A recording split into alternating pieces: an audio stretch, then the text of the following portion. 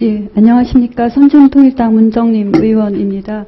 오전에 국민연금 기금 운용위 구성에 있어서 가입자 측의 대표성 문제를 제기한 바가 있습니다. 이에 이사장님께서 전문성을 위해서 고려한 부분이다라는 답변을 주셨습니다. 어찌됐든 재검토를 위해서는 전문성을 위해서라도 민간 전문가 활용이라든가 다른 대안까지도 포함해서 검토하실 필요가 있을 것 같습니다. 이런 말씀을 드리는 것은 최근 국회에 국민연금기금 운용공사 설립에 관한 법안이 제출된 것으로 알고 있습니다. 이런 법안 통과까지는 어려움이 많을 것으로 생각이 되기 때문에 비용 효과면 또 즉시 활용면을 고려할 때 운영위 구성에 대한 검토는 어떤가 한번 제안을 드린 것이니까 참고해 주시기 바랍니다. 잘 알겠습니다. 예. 공단 이사장님께 여쭙겠습니다. 예. 10대 급여화에 관한 문제입니다. 사실 보장성 강화가 국민의 요구이기 때문에 일단 급여화했던 것을 되돌리는 것에 대한 언급은 굉장히 부담스러운 과제로 생각하고 있습니다. 하지만 10대 급여화를 추진하던 2006년 당시에 연간 3천억에서 5천억 정도 소요 재정을 생각했습니다. 근데 2011년 기준 1조가 넘었다는 거 잘 아실 것입니다. 그래서 1조 2천억이 됐는데요.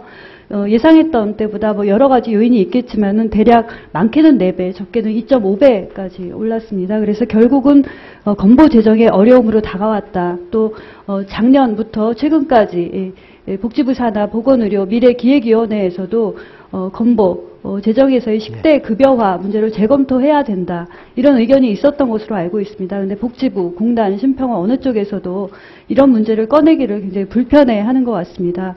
그래서 저는 제안을 드립니다. 건강보험 보장성 강화는 국민의 요구이고 필요한 것인데 100% 할 수 있는 상황이 아닐 때는 우선 고려 기준에 따라야 된다 이렇게 생각을 합니다. 그래서 10대 급여는 순수한 의미의 의료 보장성이 아니고 국민 편익을 위한 보장성이다. 또 도입 당시에는 전체 입원비 중에 10대 비율이 높았기 때문인데 지금은 그 사정도 달라졌다라는 부분을 감안해서 예를 들면 급여 기준의 원칙은 위급성이나 무슨 완치 가능성, 사회적 비용, 개인의 경제적 부담 이런 것들을 고려해야 되기 때문에 이런 것에 대한 검토가 필요하다는 생각입니다. 그래서 이에 대한 이사장님의 생각이 어떤 것인지 여쭙고 싶습니다. 예, 제가 듣기로는 이제 말씀하신 대로 10대를 급여하게 된 것은 그 당시에 상당히 10대의 급여 문제가 필요성이 있다 해가지고 그 당시에 합의를 거쳐서 결정된 거로 보고를 받았습니다.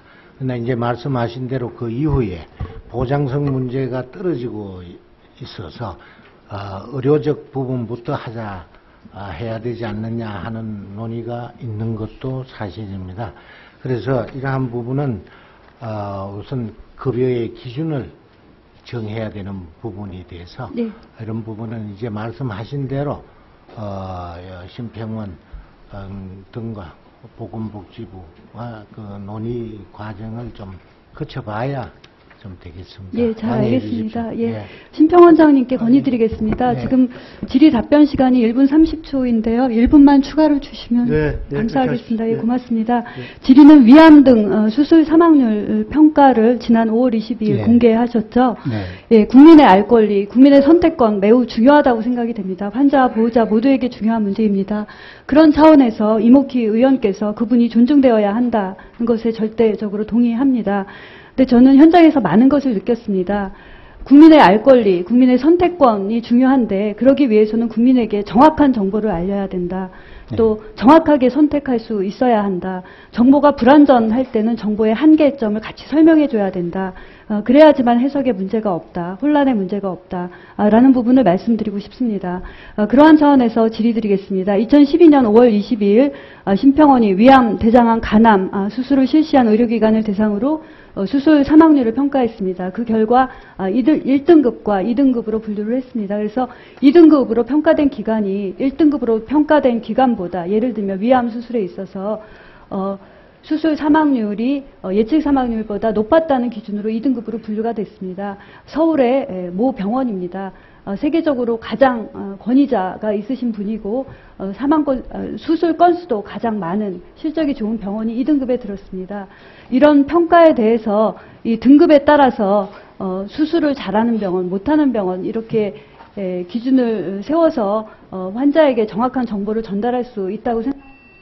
그런 부분은 그래서 오전에도 뭐 답변 드리면서 말씀드렸습니다만, 그래서 굉장히 이게 정보를 공개하는 부분은 어떻게 보면 국민들도 물론이지만 그 요양기관에도 어떤 신뢰와 객관성을 담보할 수 있어야 되고, 그래서 저희들이 이제 그런 부분을 굉장히 신중하게 접근을 하고, 어차피 그 사회적 필요나 그 요양기관의 진료 결과 차이 이런 부분에 따라서 필요성은 예. 있고 점진적으로 해 나가야 될 건데, 아마 그 초기 단계에서 저희들로서는 최선을 다했습니다만은 아직은 조금 이제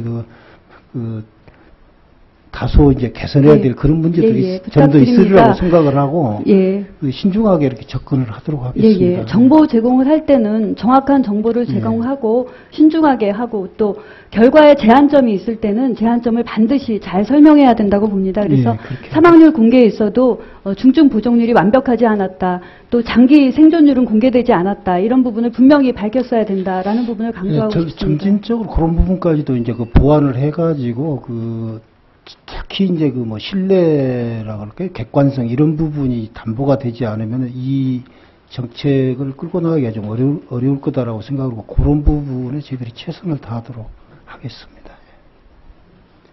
네, 문정림 의원님 수고 많이 하셨습니다. 이제 2차 질의까지 모두 마쳤습니다. 혹시 3차 추가 질의하실 의원님 계십니까? 네. 그러면 3차 질의를 하겠습니다. 우리 존경하는 김희국 의원님 질의해 주시기 바랍니다.